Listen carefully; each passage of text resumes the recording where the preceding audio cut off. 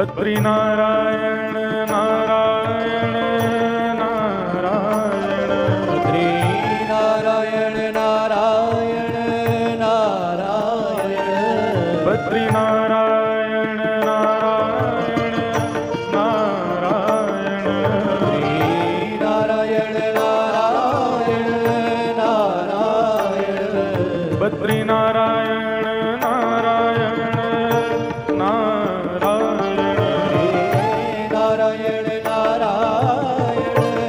नारायण श्रीमन्नारायण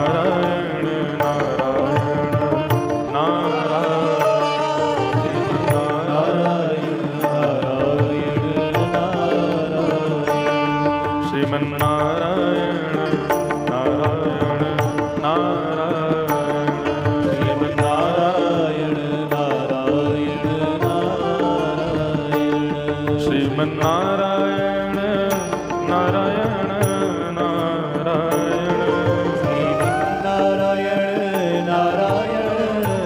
नारायण श्रीमन्नारायण नारायण नारायण नारायण नारायण नारायण श्रीमन्नारायण नारायण नारायण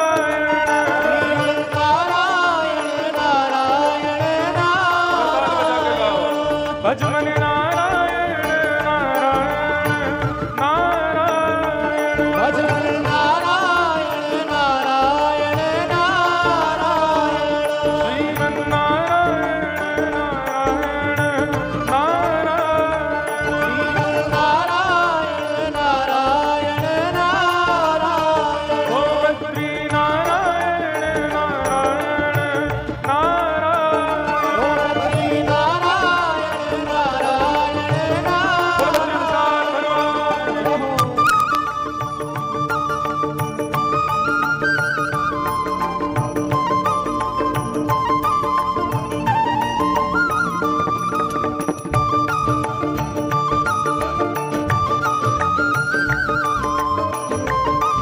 बद्री विशाल भगवान की जय हो।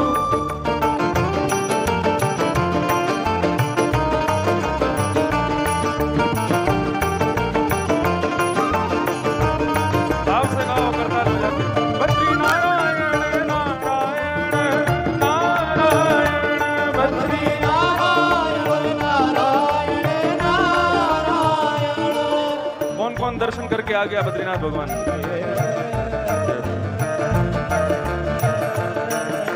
हमने नहीं किए अभी तक हम तो सोच रहे हैं रात में जाएंगे दर्शन करने तो मतलब बद्रीनाथ भगवान को पता चल गई है कि आप लोग आ गए हो लेकिन हमारी अभी पता चली कि नहीं पता नहीं तो मैं तो गया नहीं अभी तक इसलिए मैं तो ऊंचे ऊंचे स्वर में गा रहा हूं ताकि मेरी आवाज पहुंचे बद्रीनाथ तक और कृपा करें कि कथा के बाद तुरंत बुलावे आओ भैया तुम आ गए हमको बताया नहीं इसलिए आप सब भी मेरी तरफ से थोड़ी न प्रार्थना करो हे बद्री विशाल इनको बुलाओ दर्शन के लिए अरे खूब आनंद में खूब मस्ती में गाओ ये देखो ये स्थान मुझे कथा के लिए बहुत प्रिय है ऐसा नहीं है और स्थान भी बहुत स्थान है लेकिन इस स्थान की विशेष बात क्या है नर नारायण दोनों पर्वतों के बिल्कुल बीच में आप जब बीच प्रांगण में आओगे तो अपने पीछे की ओर देखोगे तो ये नर पर्वत है और ये नारायण पर्वत है दोनों पर्वत पास में इधर की तरफ हमारा संसार हमारा जगत जहां से हम आते हैं और इधर की तरफ भू वैकुंठ से वैकुंठ का रास्ता यहीं से प्रारंभ होता है चारों दिशाएं इसकी बड़ी पवित्र हैं इसलिए मुझे यहाँ कथा कहने में बहुत सुख मिलता है इसलिए आज अपने सुख को अपने आनंद को प्रकट करो पूर्ण उत्साह के साथ आर्तनाद के साथ अपने दिव्य स्वर के साथ गाओ बद्री नारायण नारायण नारायण बद्री नारायण नारायण नारायण हे श्रीमन्नारायण नारायण नारायण श्रीमन्नारायण नारायण नारायण बद्री नारायण नारायण नारायण नारायण नारायण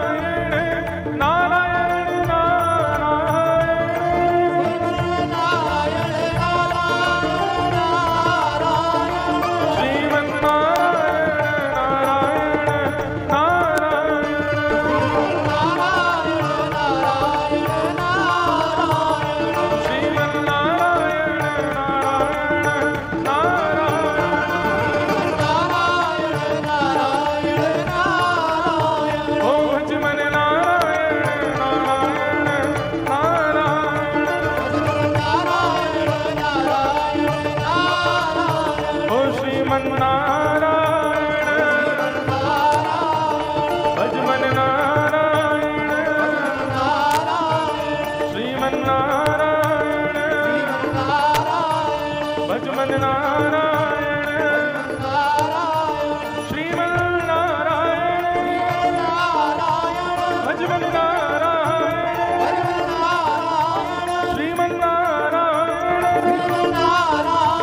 भजमन नारायण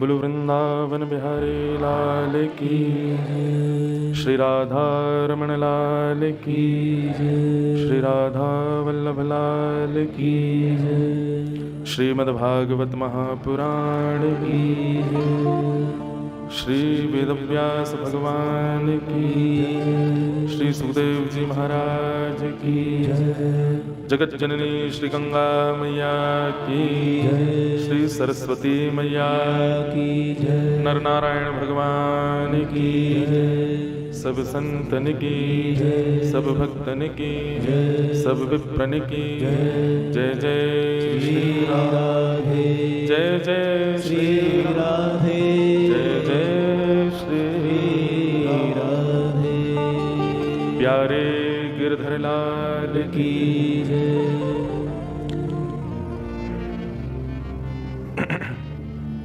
हरिशरणम परम मंगल में परात्पर अखिलेश्वर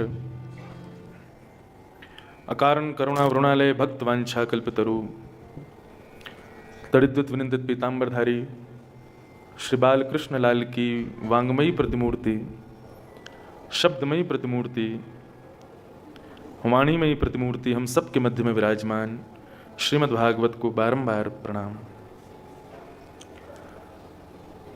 संत जनों के परमाशीर्वाद से भगवान बद्रीविशाल की परम कृपा से एवं हमारे गिरधर लाल जी की परम इच्छा से हम आप सब लोग पृथ्वी के इस वैकुंठ भू वैकुंठ अनंत वेद अनंत पुराणों की जन्मस्थली श्री बद्रीनाथ धाम में विराजे हुए हैं। मंगलमयी कथा श्रवणार्थ ये हमारा परम सौभाग्य है। तो इस साल बिना किसी नियोजन के बिना किसी प्रयोजन के एक मन में बस भाव था कि अगर अनुमति मिलेगी तो इस बार कथा करने बद्रीनाथ जाएंगे और श्री लाल जी के सन्मुख ये प्रार्थना की है, लाल जी इस बार कृपा करो आप बद्रीनाथ लेके चलो। मुझे प्रथम बार श्री लाल जी का अनुभव उनकी एक दिव्य अनुभूति उसी बद्रीनाथ धाम में हुई। आप में से तो शायद कोई भी उस कथा में संभवतः नहीं भी होगा। जब लाल जी विराज रहे थे और यहाँ कथा का कार्यक्रम 2019 में हुआ था, तब जन्मोत्सव वाले दिन लाल जी का भाव रखा था कि लाल जी यहाँ कथा में पधारें, और मैंने बढ़िया एक पालकी मंगा करके उसको सजा धजा करके लाल जी को कक्ष में ही तैयार करके आया। प्रथम बार लाल जी कथा में पधारे थे। तब सब बालक हमारे जितने भी सेवादार और हमारे समस्त मित्र मंडली जो है सब तैयार होके बढ़िया धोती बगलबंदी पहन के, और जन्मोत्सव वाले दिन लाल जी को पालकी में लेकर के यहाँ पधारे। आप विश्वास माने, जब वो पालकी वहां सामने से यहाँ आ रही थी, मैं कुछ बधाई गा रहा था नंदोत्सव की, और वो सबका स्वरूप देख के, लाल जी को आते देख इतना मन गदगद हो गया कि नेत्र सजल जैसे हो गए। और तब इसी मसनद पे मानो दोनों तरफ पैर लटका करके और मेरे गले में, कंधे में ऐसे हाथ डाल के लाल जी, और यहाँ कंधा पे मुख को ऐसे पधरा करके, और मोसों बस कान में केवल इतना कहे हूं कि मुझको उत्सव बहुत प्रिय हैं। बस वो एक अनुभव, एक अनुभूति लाल जी की तब यहाँ हुई बद्रीनाथ में।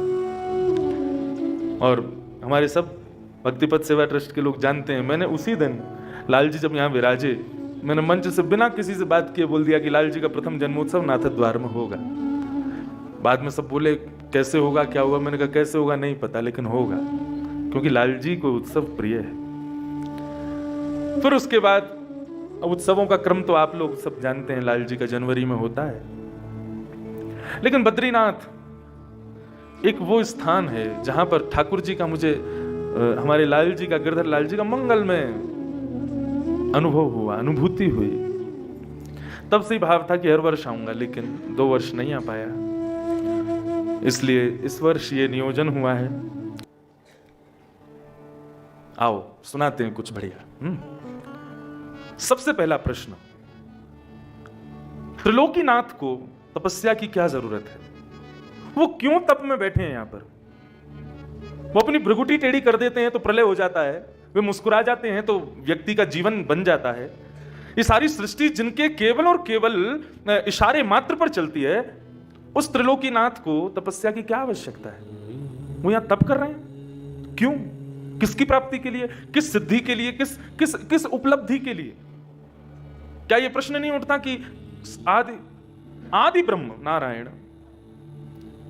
जिनको किसी की आवश्यकता नहीं है, वो यहां तप कर रहे हैं, क्यों जरूरत पड़ी उनको? मैं अपनी कथाओं में कभी कभी बताता हूं, सुना हो तो अच्छा, नहीं सुना हो तो सुनो।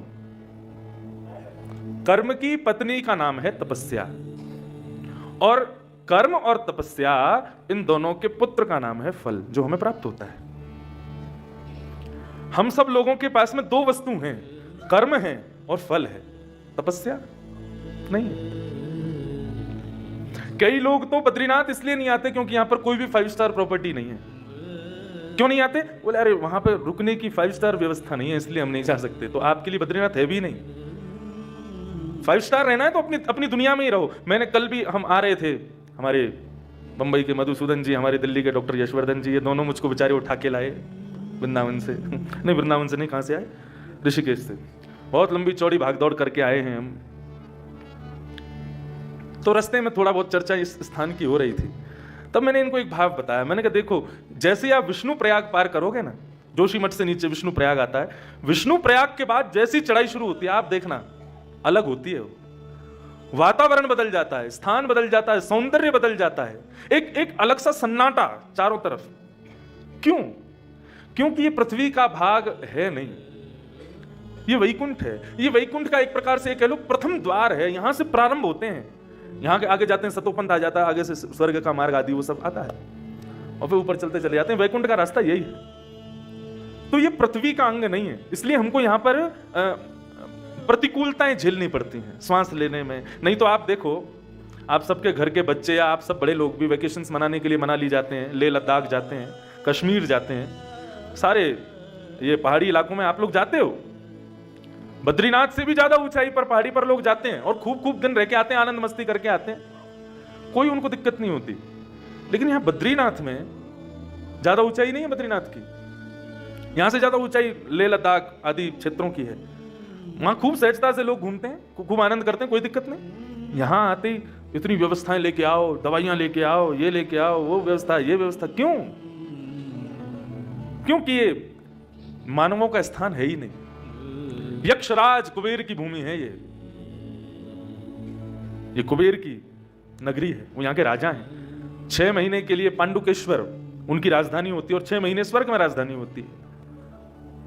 तो ये हम लोगों का स्थान है नहीं, ये देवों का स्थान है, ये आदिदेवों का स्थान है, ये महादेव का स्थान है, ये देवादिदेव का स्थान है। यहां मानवों की कैसे चल सकती है? तो प्रश्न है कि नारायण को तपस्या की आवश्यकता क्यों है? वो तप में क्यों बैठे हैं? तो भाव उठा कि कर्म की पत्नी का नाम है तपस्या, और कर्म तपस्या से जो जन्म लेता है उसका नाम है फल। हमारे पास कर्म है, हमारे पास फल है, लेकिन बिना तपस्या के हमको फल कैसे मिल जाता है? हम कर्म करते हैं, कर्मण्येवाधिकारस्ते मां फलेषु कदाचन, भगवान कहते हैं कर्म पर तेरा अधिकार है, फल देने का अधिकार मेरा है। क्यों? आप फल क्यों दोगे? आप भगवान चाहते तो गीता में ये कहते कर्म पर तेरा अधिकार है, तपस्या पर तेरा अधिकार है, फिर इन दोनों के संयोजन से फल तुझे मिल जाएगा। क्योंकि सतयुग, त्रेता, द्वापर, इन तीनों युगों में यही क्रम था। राक्षसों को भी यदि कोई फल चाहिए तो राक्षसों को भी तपस्या करनी पड़ती थी। क्या रावण ने नहीं की? क्या कंस ने नहीं की? किसने नहीं की? सबने की। हिरण्यकश्यप ने नहीं की? सबने की है। तो फिर इस कलिकाल में तपस्या कहां चली गई? तो बंधुओं, ये जो बद्रीनाथ है, पहले केदारनाथ भगवान यहीं विराजते थे, इसी के बद्रीनाथ में। क्योंकि चारों धामों में सबसे ज्यादा व्यवस्थित यदि कोई है तो वो बद्रीनाथ है। यहाँ पर व्यवस्थाएं चार धामों से ठीक हैं, फिर भी केदारनाथ से भी अच्छी है, यमुनोत्री से भी अच्छी है। यहाँ पे गाड़ियां भी आ जाती हैं हम लोगों के अनुसार, और बाकी भी यहाँ पे ठीक है व्यवस्था, क्योंकि समतल है पूरा एरिया। तो यहाँ केदारनाथ भगवान विराजते थे। एक दिन शंख चक्र गदा पद्मधारी नारायण पधारे। 6 महीने जब हम लोग नहीं आते तब देवताओं की ये भ्रमण स्थली होती है, देवता यहाँ आते हैं भ्रमण करने के लिए। तो नारायण एक दिन पधारे और आकर के आदिदेव महादेव से कहने लगे, महादेव। महादेव ने जैसी दर्शन किया, प्रणाम किया, जय हो भगवान, मेरी भूमि में आप कैसे पधारे? 3 क्षेत्र है ना, विष्णुलोक, ब्रह्मलोक और शिवलोक। ये जो हिमालय खंड है ना पूरा, ये शिवलोक माना जाता है, शिव जी का स्थान है। इससे ऊपर जाते हैं तो ब्रह्मलोक, और सबसे ऊपर विष्णुलोक। तो शिवलोक है, यहां पर नारायण पधारे तो महादेव ने प्रार्थना की, भगवान आपका आगमन मेरी नगरी में कैसे? भगवान बोले नहीं, ऐसे घूमने आए थे, देखने आए थे यहाँ का सौंदर्य। बोले आओ प्रभु मैं घुमाऊं। बोले नहीं, घूम तो हम सब लिए, अब एक इच्छा है। क्या? थोड़ा सा स्थान यदि आप हमको यहां पर दे दो कहीं, तो वहां बैठ करके हम थोड़ा तप करना चाहते हैं। महादेव जोर से मुस्कुराए, बोले आपको तपस्या की आवश्यकता? आप साक्षात आदिदेव हो, आपकी भ्रगुटी टेढ़ी करने से दुनिया बनती बिगड़ती है, आपको तपस्या की क्या जरूरत है? महादेव ने बात को टाल दिया, बात को समाप्त किया। बोले कि नहीं प्रभु, आपके लिए तपस्या का स्थान नहीं है यहाँ पे। और बातों में मन घुमाने लगे, तो फिर लौट करके भगवान आए, बोले नहीं, मुझे यहाँ स्थान चाहिए, मुझे तप करना है। भगवान शिव बोले देखो, आप जिद मत करो, यहाँ कोई स्थान नहीं है आपके लिए। और रही बात यह है कि मैं देख नहीं सकता आपको तप करते हुए, आपको कष्ट में, आपको अव्यवस्था में मैं नहीं देख पाऊंगा, इसलिए भगवान आप रहने दो। भगवान बोले ऐसे नहीं मानोगे तो हम पे दूसरा तरीका है। बोले आप कोई भी तरीका अपना लो, लेकिन मैं आपको इस भूमि में कोई तप वप नहीं करने दूंगा, आप प्रेम से विराजो, हम सब यहां व्यवस्थित हैं। महादेव अपना चले गए, ठाकुर जी भी अपने चले गए। भगवान बोले दूसरे तरीके से आएंगे। तो इसी तप्त कुंड में शिव पार्वती दोनों स्नान करने के लिए जब गए, तो नन्हा सा बालक और वहीं तप्त कुंड के कोने में बैठ करके रुदन कर रहा था। जैसे ही पार्वती जी ने देखा तो भगवान से कहा, हे महादेव देखो ना, किसी का छोटा बालक यहां रुदन कर रहा है, लगता है कोई देवता अपना बालक छोड़ गया। शंकर जी बोले कोई देवता का बालक नहीं, मुझे तो ये कोई मायावी बालक लगता है। बोले नहीं नहीं प्रभु, आप कैसे निर्दयी हो सकते हो, इतनी ठंडी हवा चल रही है, ऐसा मौसम है, कोई बालक बेचारा रो रहा है, इसको माँ की आवश्यकता है, कोई देवता छोड़ गया, मैं ले लेती हूँ ना। शंकर जी बोले देवी पीछे हट जाओ, मुझे इस पर विश्वास नहीं हो रहा है, पता नहीं क्यों, मुझे ऐसा लग रहा है कि कोई मायावी बालक है। पार्वती जी बोली आप तो ऐसी बोलते हो। गई जाकर के बालक को उठाया, हृदय से लगाया, लेकर के अपने स्थान पर आई, और स्थान पर उस बालक को लिटा करके, और बालक का रोना बंद नहीं हो रहा था, तो कुछ बेर वहां थे, बदरी फल, बेर को कहते हैं बदरी।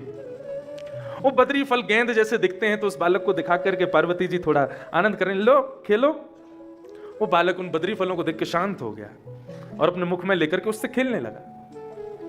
पार्वती जी बोली हाँ अब व्यवस्थित है, अब ठीक है, चलो हम जल्दी स्नान करके आते हैं, फिर देखेंगे इसका क्या करना है, कहां से आया, कौन क्या, वो सब देखेंगे व्यवस्था। स्नान करने के लिए महादेव और पार्वती दोनों गए।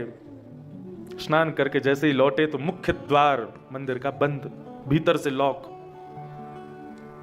जैसे ही दोनों ने धक्का दिया तो खुले ही नहीं। पार्वती जी बोली ये क्या हुआ? महादेव कह रहे मैं कह रहा था मायावी बालक है, उसी ने कुछ भीतर से कर दिया है।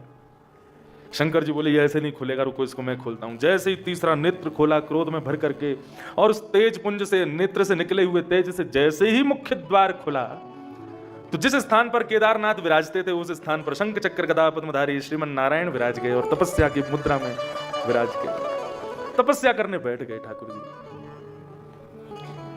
महादेव बोले मैंने कहा था ना मायावी बालक है। मायावी बालक नहीं, माया को जो जन्म दे वो बालक था। अब गया हमारा स्थान हमारे हाथ से, अब ये बैठ गए यहां डट करके, अब नहीं उठेंगे यहां से। शिव पार्वती दोनों गए, जाके प्रणाम किया, बोले भगवान क्यों जिद है आपको तपस्या की? तब भगवान कहते हैं, बोले सतयुग में चलेगा, त्रेता में चलेगा, द्वापर में चलेगा तपस्या का जोर, लेकिन कलयुग में नहीं चलेगा। कलयुग पर लोगों पर इतना समय नहीं होगा कि वे आकर के तप करें, वे थोड़ी अव्यवस्थाएं सहन करें, थोड़ा अपने शरीर को अव्यवस्थाएं दिलावें, उनसे ये सब सहन नहीं होगा। वो अपनी आवश्यकताओं के देखते हुए आविष्कार करते रहेंगे, नई नई चीजें बना बना के अपने शरीर को सुख देते रहेंगे, तप नहीं करेंगे। तो बोले कलयुग में सृष्टि कैसे चलेगी? व्यक्ति कर्म करेगा, तप नहीं करेगा तो फल कैसे मिलेगा उसको? शंकर जी बोले तो फिर आपने क्या विचार किया? बोले हमने ये विचार किया कि कलिकाल में जितने भी मानव इस पृथ्वी पर धरती पर जन्म लेंगे उन सबके लिए हम बैठ करके यहां तपस्या करेंगे, ताकि वो केवल कर्म करे, फल प्राप्त करे, उसको तप ना करना पड़े। इसलिए मैं उसके नाम से यहां तपस्या करूंगा। आप जितने यहां आ रहे हो ना, और आ करके यहाँ पर बद्रीनाथ भगवान के यहाँ आके, अरे बद्रीनाथ भगवान कहाँ आके बैठे हो, अरे क्या व्यवस्था क्या, अरे सब छोड़ो, जाकर के ठाकुर जी के सामने धन्यवाद कहो कि हे प्रभु आज हम सुख से जी रहे हैं, हम प्रेम से अपने जीवन के भोगों को भोग रहे हैं, हमारे बाल बच्चे जीवन में जो चाहते हैं वो प्राप्त कर रहे हैं। हम कर्म का अहंकार करते हैं कि हमने कर्म किया, लेकिन उस कर्म को गति देने वाली तपस्या आप हमारे लिए कर रहे हो भगवान। 2 आंसू बहा देना, प्रणाम करना, धन्यवाद करना। हम ऐसे ऋण के ऋणी हैं बद्रीनाथ भगवान के, जिससे हम कभी ऋण नहीं हो सकते। इसलिए मैंने तो संकल्प लिया, कोई यजमान मिले ना मिले, कोई आयोजक मिले, इस कथा का कोई आयोजक नहीं है, मैं स्वयं आयोजक हूं। आप सब लोग जो यहां पधारे हैं सब अपनी व्यवस्थाओं का शुल्क देकर के आए हैं, लेकिन इस कथा की पूरी जिम्मेवारी मेरी, मैं ही यजमान हूं यहां का। और केवल इस संकल्प से यहां कथा करने आता हूं ताकि मैं अपनी कथा के, अपने जीवन के 365 दिन की कथाओं के 7 दिन बद्रीनाथ भगवान को कथा सुना करके मुझे ऋण से उऋण नहीं होना। मुझे ऐसा नहीं है कि ठाकुर जी का जो ऋण मेरे पर चढ़ा है तपस्या का, मैं उससे उऋण हो जाऊं, नहीं। मेरे नाथ मेरे लिए तपस्या कर रहे हैं, मैं अपनी कथा सुना के 7 दिन का ही सही, चंद घंटों का ही सही, उनको थोड़ा सुख दे दूं। कथा सुन के उनकी थोड़ी तपस्या में, जो सुबह सुबह अभिषेक करने जाना, जैसे ही बद्रीनाथ भगवान पर जल डाला जाता है, मानो जैसे कितना धुआं प्रकट होता है ठाकुर जी के श्रीअंग से, ऐसा तपता शरीर है ठाकुर जी का।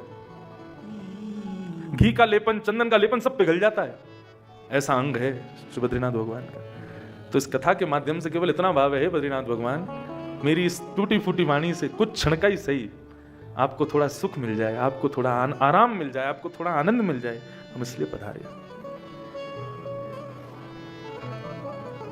ऐसे श्री बद्रीनाथ भगवान इस भूमि में विराजे हैं। बार बार इस भूमि को प्रणाम करो और अपनी तरफ से ठाकुर जी को कुछ कीर्तन, संकीर्तन, श्लोक मंदिर प्रांगण में बैठ के जरूर सुना के आया करो।